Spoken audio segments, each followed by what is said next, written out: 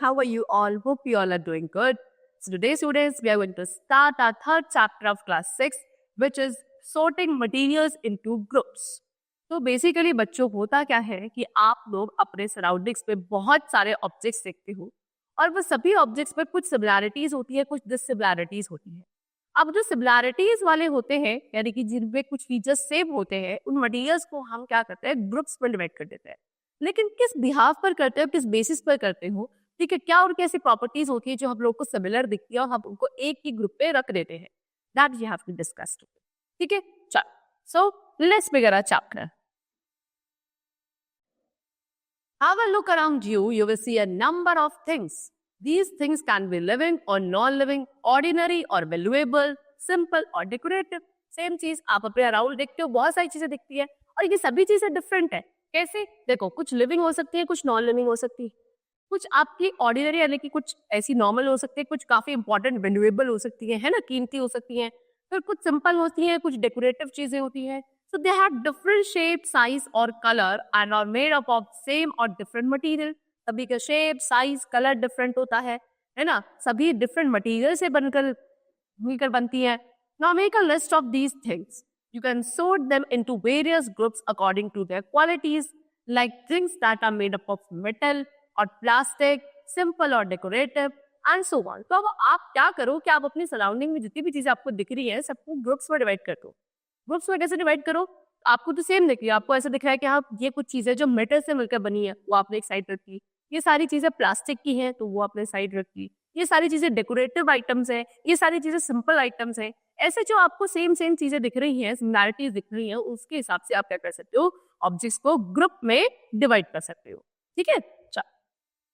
Why do you need to sort them? You need to sort them so that you can find them easily or use them accordingly. अब इन्हें sorting क्यों करनी है, यानी कि इनको इस तरीके से हमें ग्रुप्स में क्यों डिवाइड करना है, so that आपको इन चीजों का आइडिया हो और आप इन्हें आसानी से जब भी आपको रिक्वायर्ड है तो आपको आसानी से मिल जाएगी।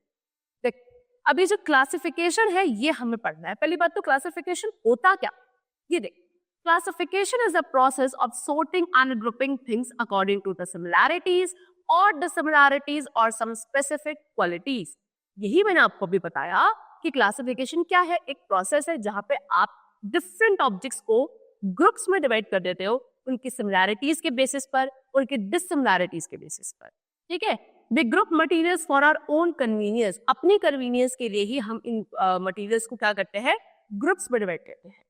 The kind of arrangement help us locate the objects easily and also the study of the properties of the various substances become simplified, ठीक है। अब आप जब इनका अरेंजमेंट कर देते हो तो आप किस तरीके से अरेंजमेंट करते हो, डिपेंड करता है कि आप इन्हें कहाँ रखोगे, उस हिसाब से आप उनका अरेंजमेंट करते हो, ठीक है। और क्या होता है, आप बाद में इनकी प्रॉपर्टीज को आसानी से समझ भी सकते हो कि ये चीज सिमिलर क्यों है, इनके अंदर क्या ऐसी चीजें हैं जो इनको एक दूसरे से सिमिलर बनाती है या डिससिमिलर बनाती है, ठीक है। नाउ प्रॉपर्टीज ऑफ मटेरियल, क्या क्या प्रॉपर्टीज है मटेरियल की। सबसे पहली बात, a property is a description of a substance that helps to identify it. किसी भी सब्सटेंस का एक डिस्क्रिप्शन जो उसकी पहचान बनाता है, उसको आप बोल दो उसकी प्रॉपर्टी, ठीक। All the materials have some specific property, सभी मटेरियल्स की कुछ ना कुछ स्पेसिफिक प्रॉपर्टीज होती है। अब उनको अगर हम पढ़े तो सबसे पहला आता है अपीयरेंस, ठीक है, then is texture, solubility, floating और sinking, transparency, conductivity of electricity and the last is magnetism. So ये कुछ बेसिक प्रॉपर्टीज है बच्चों हर एक मटेरियल की, जो होती है कॉमन होती है, सभी के पास होती है, लेकिन सबकी डिफरेंट होती है। देखो, सबसे पहले पढ़ेंगे अपीयरेंस के बारे में। Every material has a particular appearance, हर एक मटेरियल का एक अपना खुद का अपीयरेंस होता है, खुद का लुक होती है, पहचान होती है कि आप उसको देख के समझ पाओगे कि अच्छा ये ऐसा दिखता है, ठीक।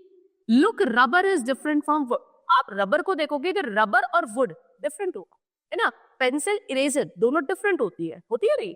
चलो, metals are shiny while the wood is rough, metal जितने भी होते हैं वो कैसे होते हैं, शाइनी होते हैं, और वुड अगर आप देखोगे लकड़ी, दैट इज रफ।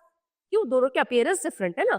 चलो, on the other hand would and rubber both do not have shine और लस्टर, और अगर आप वुड और रबर को दोनों को एक साथ ही ले तो दोनों में आप देखोगे दोनों के सरफेस बिल्कुल भी शाइनी नहीं होते हैं, है ना, यानी कि क्या नहीं होता, लस्टर नहीं होता, लस्टर इज शाइन, ठीक है बच्चों। चलो, Thus, a thing can be lustrous or non-lustrous. इसका मतलब क्या, कोई भी एक चीज लश्रस हो सकती है या फिर नॉन लश्रस हो सकती है।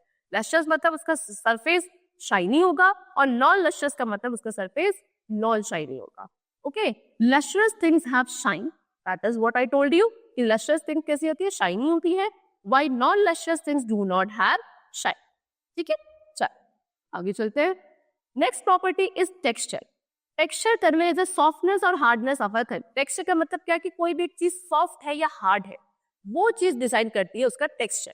ठीक, things that can be pressed or compressed are soft, while things that cannot be compressed or pressed are hard. वो चीजें जिनको आप प्रेस कर सकते हो, कंप्रेस कर सकते हो, वो सॉफ्ट होंगी। जो प्रेस नहीं हो सकती, जिनको आप कंप्रेस नहीं कर सकते, those things are hard. It also refers to roughness or smoothness of a thing. ठीक है, किसी भी एक चीज की रफनेस या स्मूथनेस को आप टेक्सचर बोलते हो। ओके, जैसे कि मेटल्स, वुड, प्लास्टिक, ये सभी कैसे होते हैं, they are hard, while cotton, rubber, they are soft. Marble has smooth surface while coal has rough surface. Marble का सरफेस कैसा होता है, स्मूथ, और कोल अगर आपने देखा हो तो उसका सरफेस होता है रफ। तो इस तरीके से हर एक सब्सटेंस का, हर एक मटेरियल का टेक्सचर डिफरेंट होता है, उसकी रफनेस, उसकी स्मूथनेस, उसकी हार्डनेस सबकी डिफरेंट होती है, यानी कि टेक्सचर इज डिफरेंट। नेक्स्ट में कम टू सॉल्युबिलिटी। एक और प्रॉपर्टी के बारे में पढ़ते हैं बच्चों, जो होती है आपकी सॉल्युबिलिटी। देखो, it is a property to get dissolve in water. Solubility का मतलब क्या, ये एक ऐसी प्रॉपर्टी है कि पानी में कौन सी चीजें डिसॉल्व हो सकती है। पानी में डिसॉल्व होने की प्रॉपर्टी को बोला जाता है solubility. Okay, solid that can dissolve in water are soluble things and solid that can not dissolve in water are insoluble things.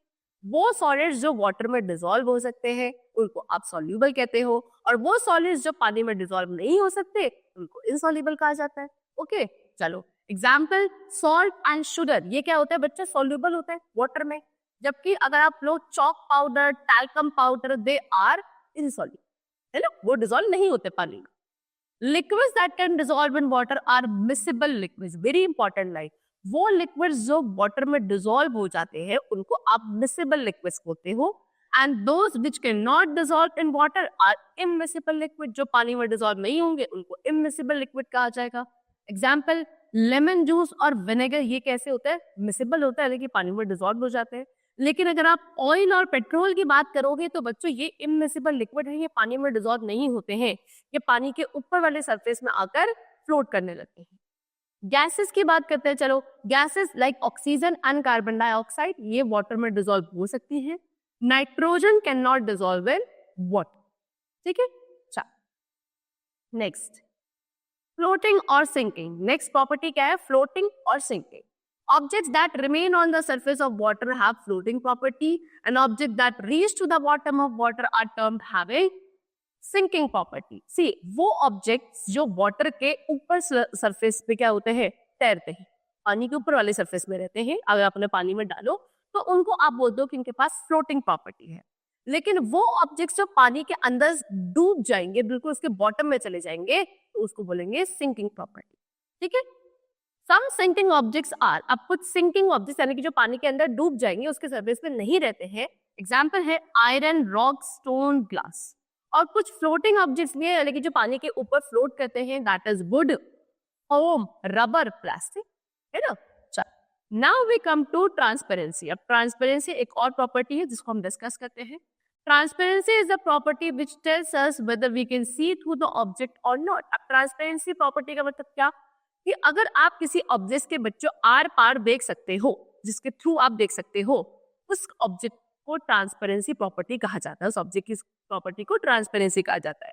ठीक है, यानी कि जिन ऑब्जेक्ट्स के आप आर पार देख पाओगे कि अच्छा उसकी उधर साइड क्या है और उधर साइड क्या है, वो ट्रांसपेरेंट ऑब्जेक्ट्स होते हैं, उनकी ट्रांसपेरेंसी अच्छी होती है।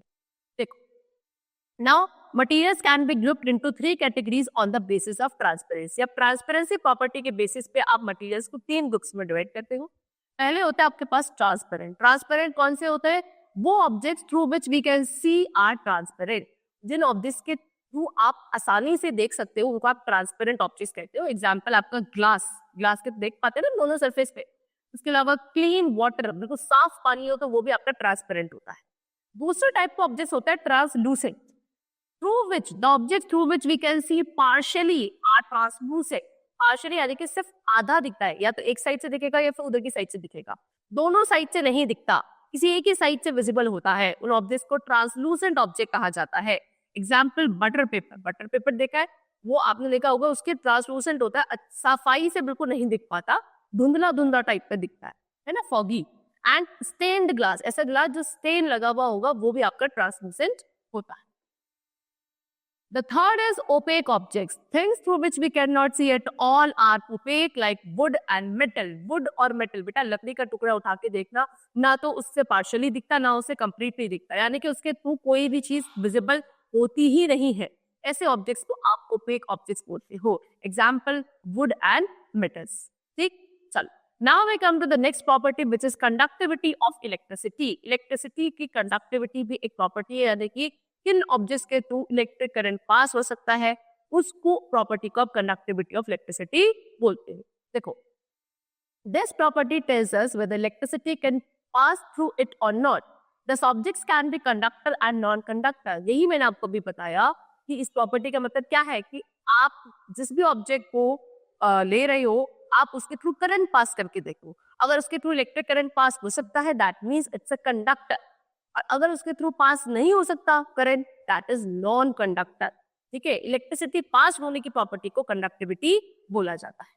Iron is a good conductor of electricity while wood and rubber are bad conductors of electricity. Iron एक अच्छा कंडक्टर है, यानी कि इसके थ्रू इलेक्ट्रिसिटी अच्छे से पास हो जाती है।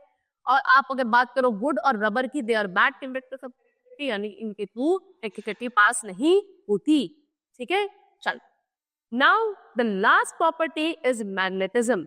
See, it tells whether an object attracts towards a magnet or not. ये प्रॉपर्टी क्या है? ये बताती है कि कोई भी एक ऑब्जेक्ट मैग्नेट की तरफ अट्रैक्ट होता है या नहीं। उस प्रॉपर्टी को मैग्नेटिज्म कहा जाता है। Example, iron is magnetic in nature. Iron होता है लोहा, आपने देखा होगा, आप उसके पास अगर मैग्नेट लेके जाओगे तो मैग्नेट आसानी से उस पर अट्रैक्ट हो जाता है, चिपक जाता है, क्योंकि वो एक अच्छा मैग्नेटिक मटीरियल है। ठीक है, वहीं अगर आप वुड है, वुड इज नॉन मैग्नेटिक, उसके टुवर्ड्स आपका मैग्नेट अट्रैक्ट नहीं। So students, so far we have discussed all the basic properties of a substance on the basis of which we can sort them into different groups.